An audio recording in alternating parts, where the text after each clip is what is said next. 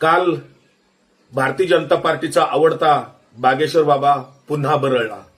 छत्रपती शिवरायांचा पुन्हा एकदा त्यांनी अवमान केलेला आहे. बागेश्वर बाबा म्हणतो छत्रपती शिवरायांनी आपलं स्वराज्य रामदास स्वामीच्या पायाशी ठेवलं होतं. रामदास स्वामी हेच छत्रपती शिवरायांचे गुरु होते. याच्या मागे फार मोठं षडयंत्र आहे. गोविंद देवगिरी असेल किंवा वारकरी संप्रदायामध्ये जे जे वैचारिक आणि सांस्कृतिक घुसखोरी करतायत, सर्व मनुवादी लोकांचा, ब्राह्मण्यवादी लोकांचा एक मोहीम षडयंत्र ठरलेलं आहे की छत्रपती शिवरायांना संकुचित करायचं, रामदास स्वामी मानगुटावर बसवायचे आणि रामदास स्वामीचे सर्व मनुवादी विचार महाराष्ट्रभर पसरवायचे.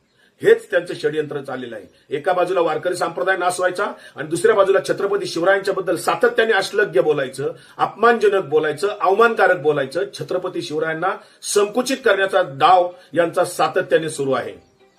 मात्र यावर छत्रपती शिवरायांसारखे दाढी राखणारे, शिवजयंत्या साजरा करणारे, शिवव्याख्याते असतील, स्वतःला शिवप्रेमी म्हणवणारे, स्वतःला हिंदू धर्माचे रक्षक म्हणवणारे कोणत्या बेळात जाऊन बसले मला समजत नाही.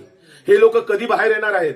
सातत्याने छत्रपती शिवरायांचा अवमान होत असताना हे मनुवादी लोकांचे सगळे जे काही मनसुबे आहेत हे उधळण्यासाठी संभाजी भिडे सारखे धारकरी कुठे आहेत?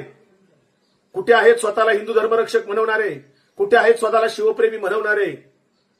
रोज छत्रपती शिवरायांचा जाणीवपूर्वक हे मनुवादी लोक अवमान करतायत.